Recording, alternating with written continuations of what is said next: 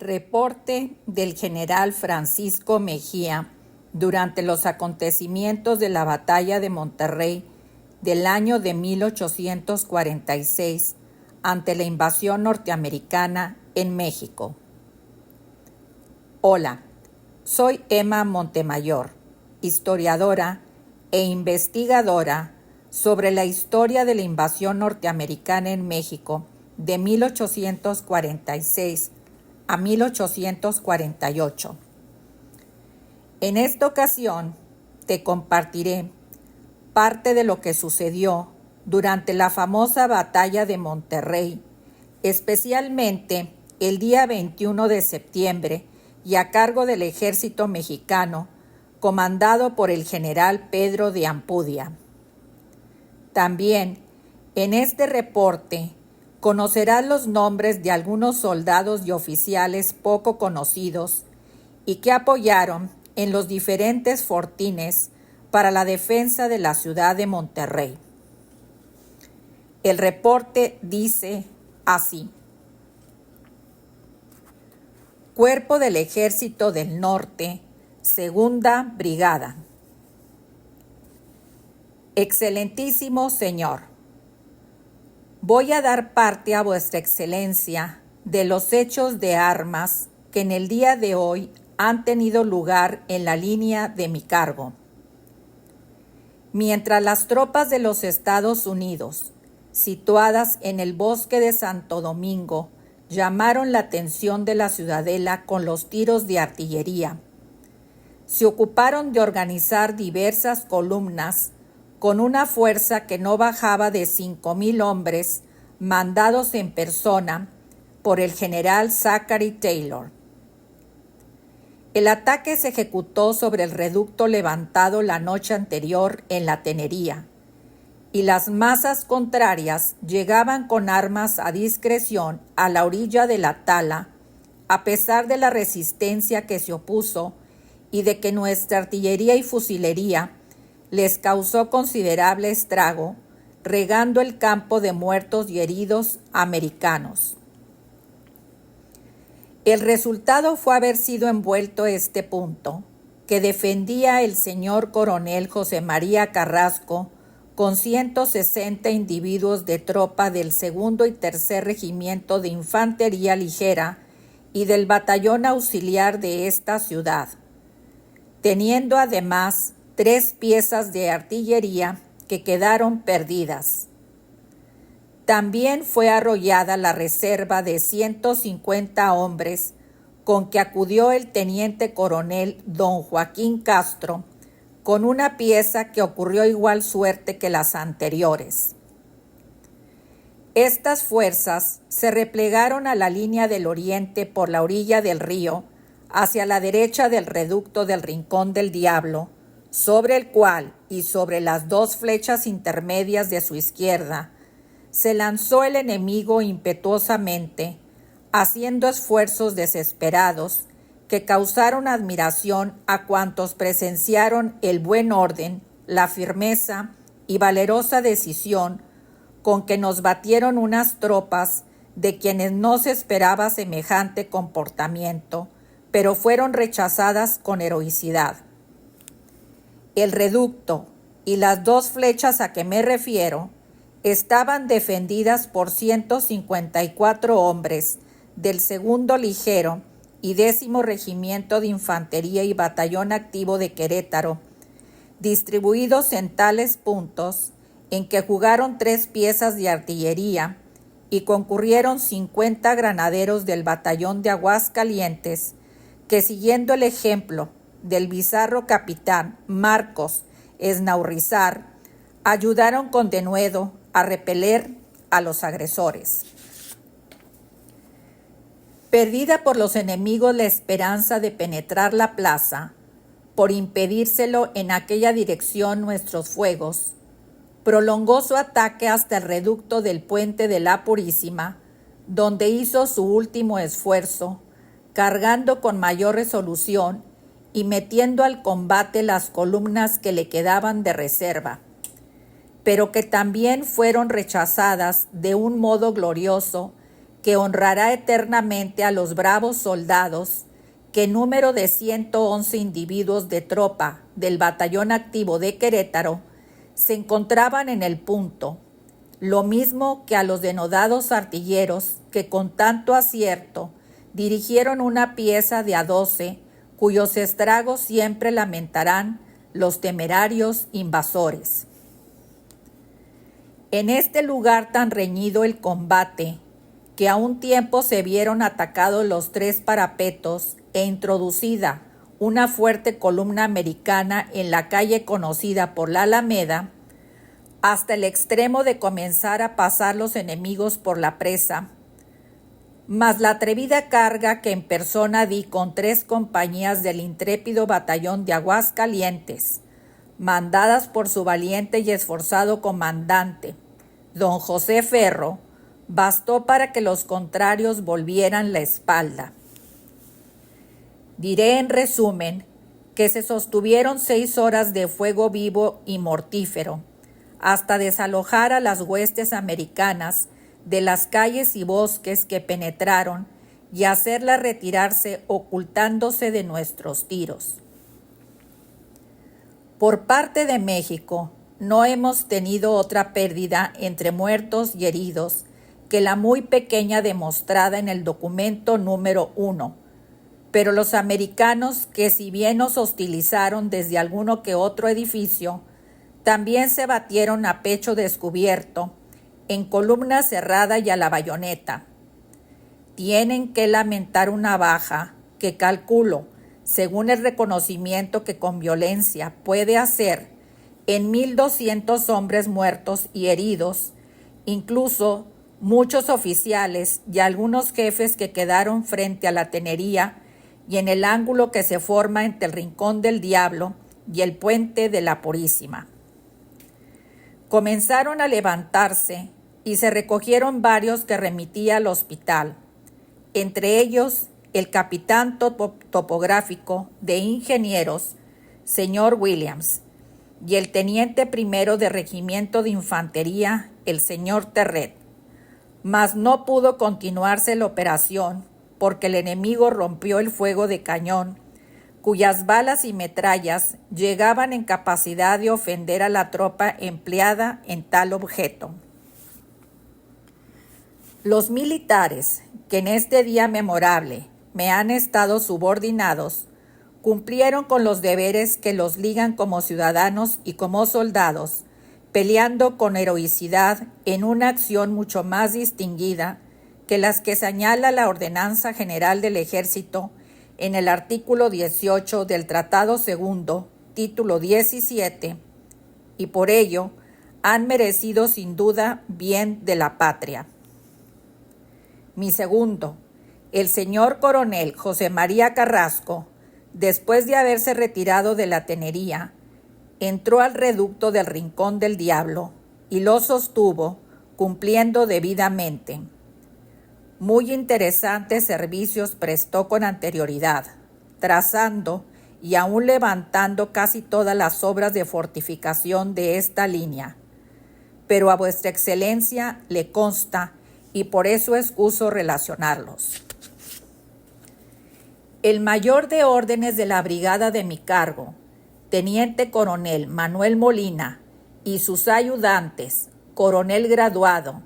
capitán Manuel Palacios y teniente Francisco Porcini, en unión de mis ayudantes, coroneles graduados, comandantes de escuadrón, don Calixto Bravo y don Rafael Valera, el de la misma clase con grado de teniente coronel, don Manuel Rudecindo Barragán, el primer ayudante de infantería permanente, don Antonio Cortázar, el capitán del batallón auxiliar de Matamoros, don Sebastián Quintanilla, y el teniente José María García, comunicaron mis órdenes con la violencia y exactitud que requerían aquellas circunstancias, lográndose con esto el acierto en la combinación del ataque. Es preciso particularizar en obsequio de la justicia al señor coronel Bravo, a quien en lo más reñido de la acción y antes de la llegada del señor Carrasco le mandé ayudar a sostener el reducto del Rincón del Diablo, que estuvo expuesto a perderse,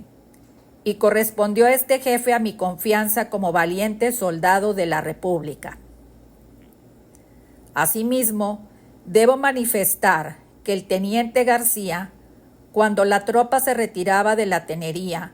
entraba en un desorden que iba a dar por resultado su completa dispersión. Se esforzó en contenerla hasta conseguir que parte de ella volviese al combate, cuyo servicio y el que dejo expresado son dignos de consideración si se atiende a los momentos críticos en que fueron prestados. Los ingenieros que me estuvieron sujetos, teniente coronel graduado, capitán Seferino Prieto y teniente don Joaquín Colombres,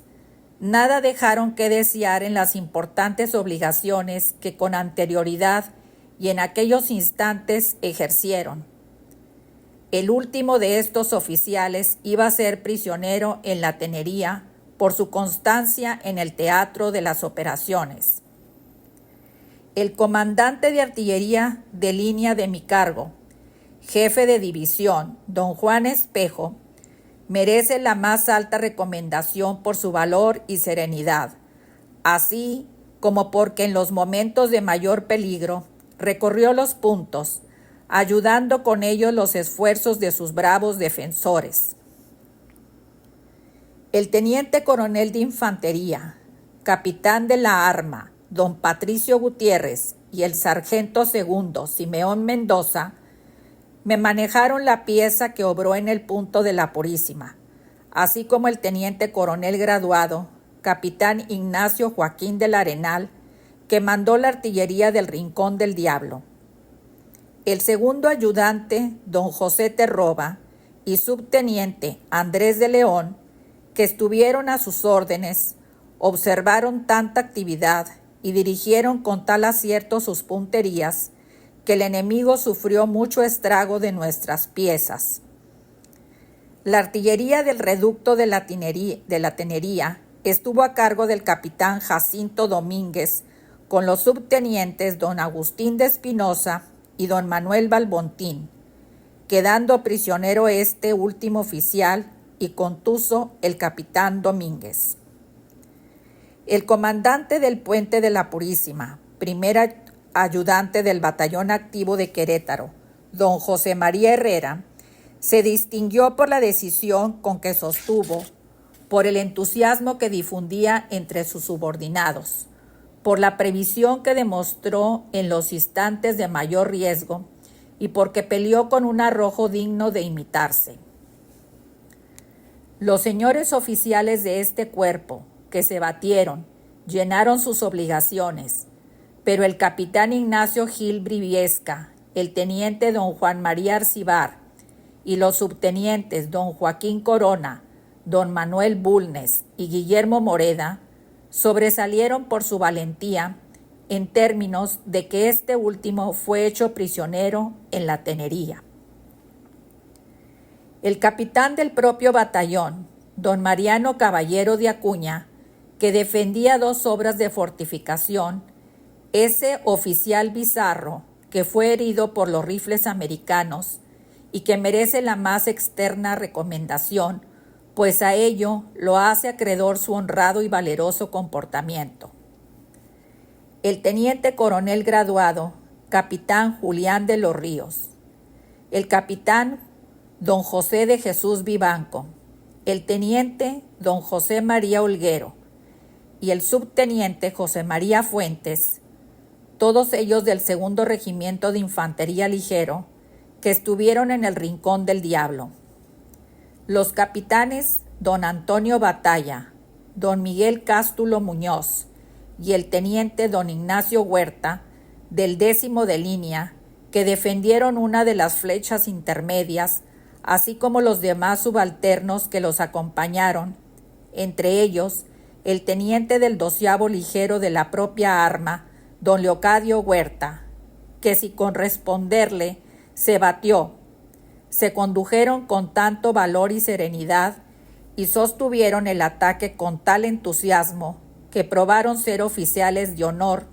dignos de la gratitud de sus conciudadanos y de la consideración del Supremo Gobierno, de lo cual es muy merecedor el capitán del Batallón Activo de Aguascalientes, don Joaquín Baños, que cuando más expuestos estábamos a ser arrollados, se me ofreció voluntariamente para que lo empleara en las operaciones más peligrosas, como en efecto lo ejecuté. Y este buen mexicano, a la vez que denodado oficial, derramó su sangre en el campo de batalla a virtud de una herida gloriosa. Todo encomio es insuficiente para presentar tal como fue el comportamiento del comandante del propio batallón de Aguascalientes, don José Ferro,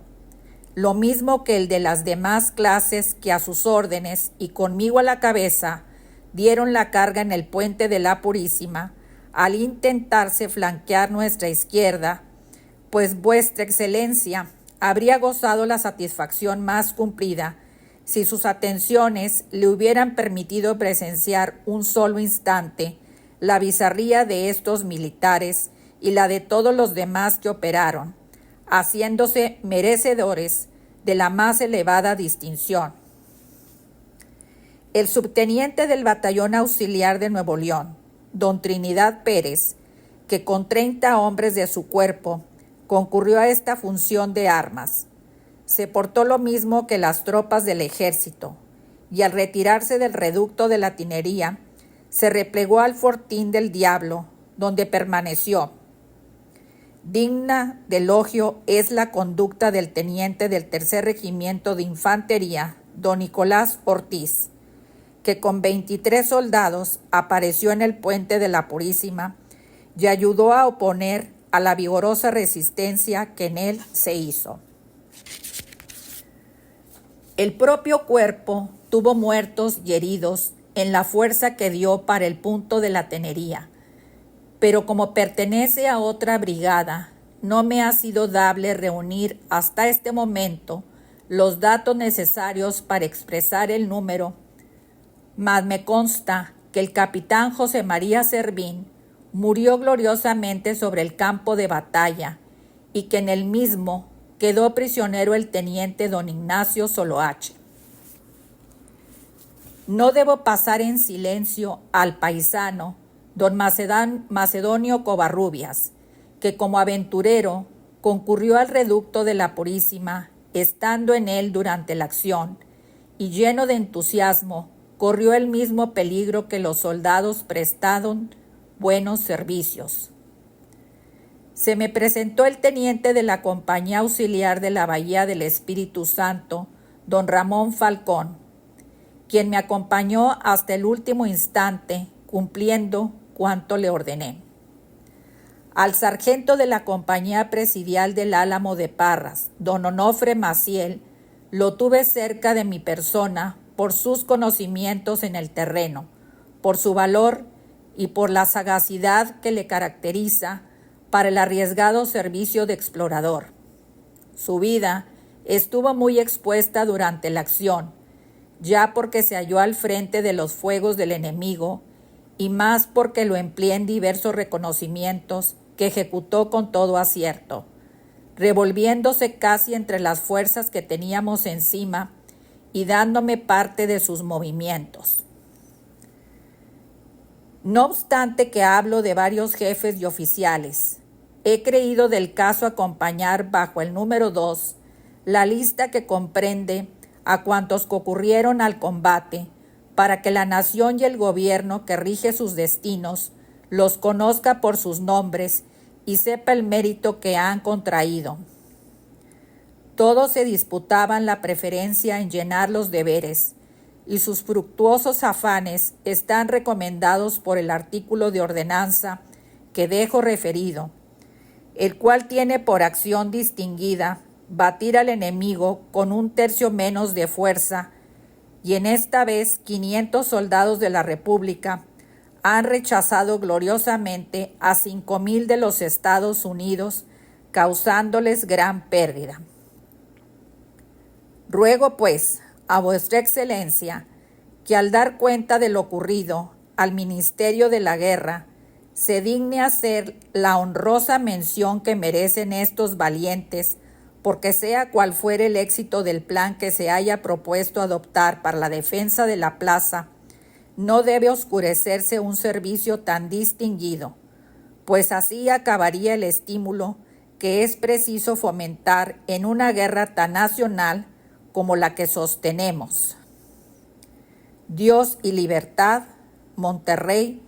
septiembre 21 de 1846, y lo firma el general Francisco Mejía.